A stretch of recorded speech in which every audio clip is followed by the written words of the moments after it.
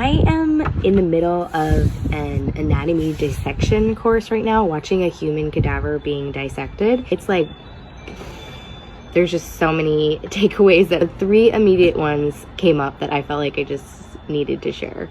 One is, like, you hear people say this all the time, that it's all connected, but it literally is.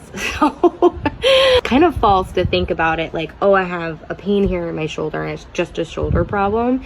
It's like your whole body affects the whole rest of your body. Takeaway number 2 immediately is your body is seeking perfection. So if you have a pain, an injury, places of extra tightness, like, yeah, that is something to address for sure. And also that's probably happening because your body is trying to come back to equilibrium. It's trying to bring you into a balanced state. I think that's helpful because it's a helpful reframe of like, oh, my body is doing this to me, or there's a problem that I have to fix. It's a reframe from that to like, oh, this is happening because my body is actually trying to help.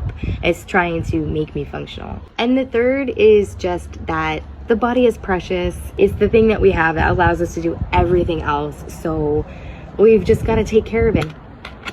Move.